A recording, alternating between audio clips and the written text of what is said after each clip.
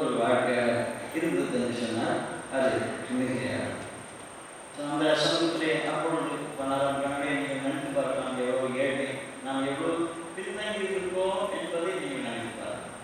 இந்த மனிதன் இங்கே வந்த பொழுது அவர் வழிபாட்டிலே எவ்வளோ அக்கறை காட்டினார், அவர்கள் மக்களுடைய குறைகளை கேட்கவே அவர் அக்கறை கொண்டிருந்தார் என்று சொன்னாங்க. அவர்களோடு அவர் வழிபாடு அருமையான கூட தரையிலே அவர்கள் உட்கார்ந்து அவர்களுக்கு பாடல்களை போட்டு அவர்களுக்கு மலைகளை ஊட்டி அவர்களுடைய தேவைகள்னா அவர் மக்களோடு மக்களாக தாழ்ந்து பணிந்து அவர் பணிகளை செய்தார் என்று சொன்னார். சில வேளைகளிலே அவர்களுடைய கவனத்துக்கு லெட்டர்கள் கொடுக்கிறார். எங்களுக்கெல்லாம் அந்த சமூகத்திலே அமைதி வைக்கப்படுவோம். அது ஜாமதியின் காரணமாக, அடுத்து பணக்காரர்கள் ஏழைகளுடைய காரணத்தினாலே, அடுத்து வெளிநாட்டுக்காரர்கள் உள்நாட்டுக்காரர்களின் காரணத்தினால் எப்பொழுதெல்லாம் அநீதியான கைவிடப்படுதோ அப்பொழுதெல்லாம் அவர் கவர்மெண்டோடு சண்டை போட்டு மக்களுக்கு தேவையான அந்த நீதியை பெற்றுத் தருவது கூட அவர் தயங்களுடைய அவருடைய வாழ்க்கை வரலாறு நமக்கு எடுத்து சொல்கிறது. மூன்றாவதாக அவர் உலகமும் நற்செய்தியை கொண்டு செல்வதற்காக அவர் அந்த கிறிஸ்துவனுடைய இதயத்தினுடைய ஏற்றது, கிறிஸ்துவனுடைய மாநிலத்தினுடைய தன்னுடைய ரகசியமே சின்ன சொன்னதை போல உலக மக்களுக்கெல்லாம் நற்செய்தியையும் ஒரு மகிழ்ச்சிக்கு ஒரு நற்செய்தியோடு இருக்கின்றேன். இது தாவீதிலே மெஸ்ஸியா என்றார். அவரை நீங்கள் நம்பிக்கொள்வதற்கு அடையாளம் அவருடைய எளிமையான உடையிலே, கந்தத்துடைய உடையிலே அவர் போர்த்தப்படுகிறார். ஒரு உணர்ச்சியை கடத்தப்பட்டார். நீங்கள் அந்த அடையாளத்துக்கு அந்த அப்படி உலகமெல்லாம் சென்று இயேசுவை போதிப்பதற்கு அவர் பரிசுத்தாவியினாலே ஈர்க்கப்பட்டார் என்று சொன்னால் கிடையாது. அந்த நாட்களில் அவர் அதை தவிர வேறு எதுவுமே அவர் இருக்கிறது. அவருடைய உணவு முறையை பற்றி சகோதரருடைய வாழ்க்கையை சொல்வது எப்படி உண்டான உங்களுக்கு அவர் வெறும் 46 வயதில் இருந்தார்.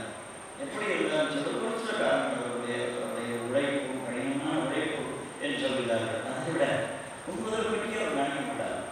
40வது வயதிலே அவருடைய பணி செய்து உண்பதற்கு கூட நேரம் இல்லாமல் அவர் நற்செய்தி பணியை செய்து கொண்டிருந்தார். ஒருமுறை அவர் இந்த ஞானஸ்நானம், மக்களுக்கு ஞானஸ்நானம் கொடுத்து அவர் டயர்டாக இன்றைக்கி நம்ம கிறிஸ்துவ நிறைய டயர்டாக இருக்கக்கூடிய அது கொண்டு டயர்டை உள்ள தூங்குவதற்கு சொல்கிறார். எனக்கு இப்போ எடுப்பார்கள் என்று சொல்லுவது அங்கே குழந்தைகளே பார்க்கிறார்கள் சொன்னார். தயவுசெய்து உடனடியாக எழுப்பும் ஒவ்வொரு மாதம் இருப்பார்கள். கோடத்திறந்தையிலே போகலாமா, அவரே ஞானம் கொடுத்தாமா, அவருடைய அந்த குழந்தை கிணற்றிலிருந்து திறந்து அம்மா பார்க்கிறார்கள். அந்த குழந்தை தூக்கி கொண்டு ஒவ்வொரு வருகிறான் நன்மை அவருடைய பாரத சரியாக உங்களுடைய நல்ல கரங்களை ஞானம் கொடுத்து கண்டிப்பாக கடவுளை நீங்கள் வேண்டிக்கொண்டார். குழந்தைக்கு வாழ்வுகளை கொண்டு வேண்டிக்கொண்டார். அதுபோல் அந்த குழந்தையிலே தன்னுடைய தூக்கி நிறுத்தி துணிப்பட்டிருக்கிறது. ஆகிட்டால் அந்த குழந்தை ஓடி தன்னுடைய அம்மாவுடன் சென்று சேர்ந்து சொல்கிறார். கோபகடத்திலே அவருடைய போதனை மிக எளிமையாக இருக்கவே மிக கடினமாக யாருமே அவருடைய போதனையை கேட்கவில்லை. என்ன செய்தார் தெரியுமா? அப்படிப்பட்ட சூழ்நிலை இருக்கும்போது அவர் வேகம் அவருடைய விசுவாசம் படிச்சு அப்பொழுது அவர் சொல்கிறார், இங்கே நேற்று இறந்த அந்த மனிதனுடைய கடலை திறந்துவார், அவர் உயிரோடு இருந்தார் சொல்கிறார். யார் நம்புவாங்க? நீங்கள் நான் நம்புவோமா? ஆனால் சில நம்பிய மனிதர்கள் ஓடோடு செல்கிறார். இந்த கடலையை கொள்கிறார். என்ன மாணவரும் உங்களுக்கு தெரியும். அவர்களாக சகிக்க முடியவில்லை. தோண்டு கடவுள் சொல்லுங்கள். அந்த மனிதனுடைய உடல் வெளியேற்றப்பட்டது. அந்த உடனே அவர் விழுந்து ஜெயிக்கிறார். கடவுள் அவருக்கு முக்கியம். பல மக்கள் கடவுள் இன்று உயிர் பெற்ற ஆண்டவர் வாழ்கிறார் என்பதை அவர்களுக்கு தெளிவு என்பதுதான் சான்றையாக உடல்மையை படுத்து எழுந்து ஜபத்தின் பிறகு அவனை தன்னுடைய திறமையை தூக்கி அவர் நடத்தி எழுந்து நடக்கின்ற ஆணையை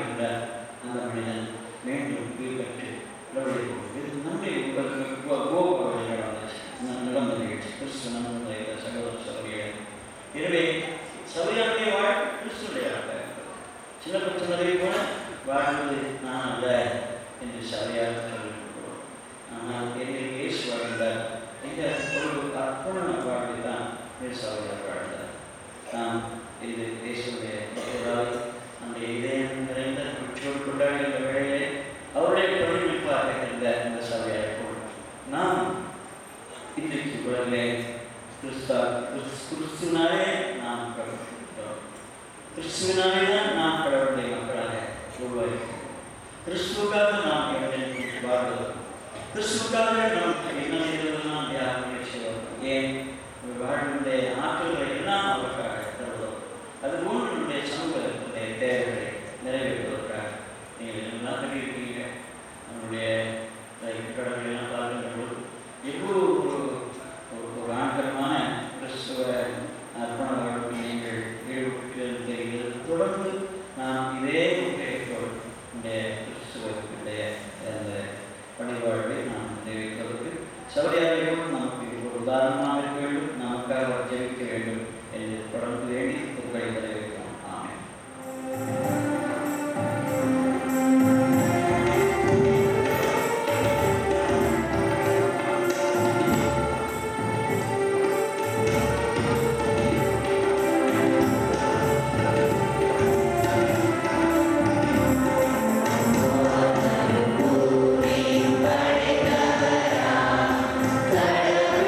கடவுள்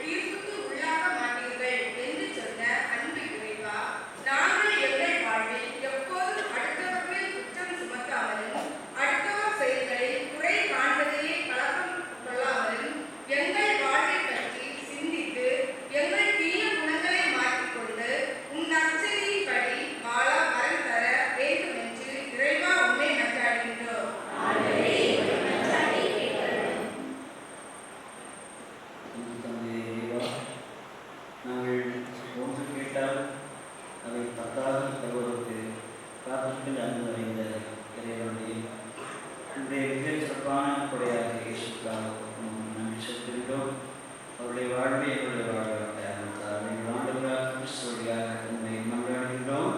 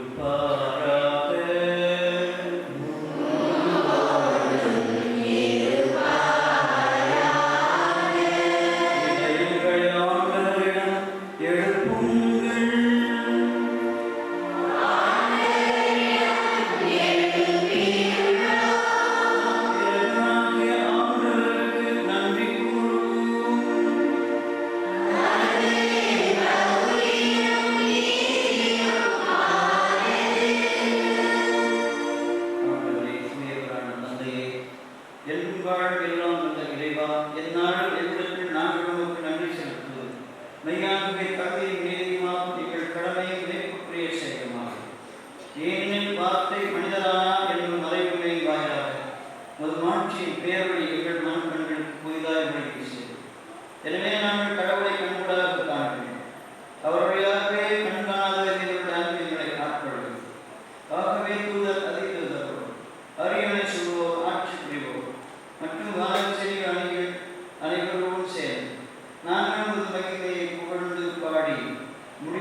பாடுவதாவது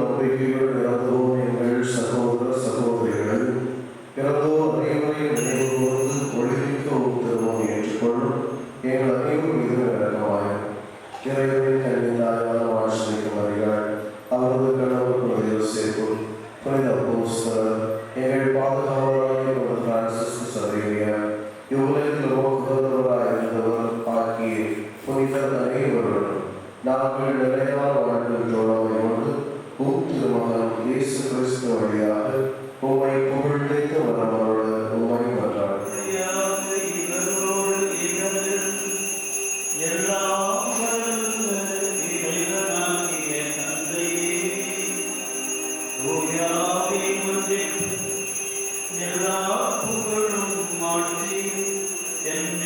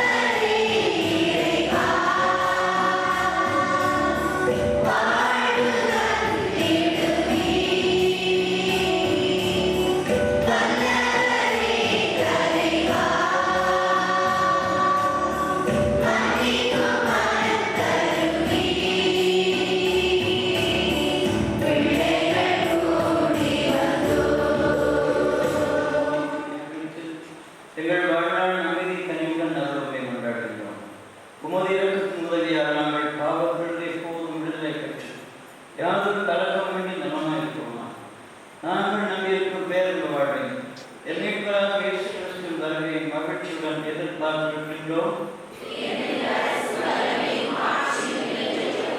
ஆண்டவராகிய இயேசு கிறிஸ்துவே, அமைதியை உங்களுக்கு விட்டுச் செல்கின்றேன், என் அமைதியை உங்களுக்கு அளிக்கின்றேன் என்று அப்போஸ்தலருக்கு மொழிந்தீரே. எங்கள்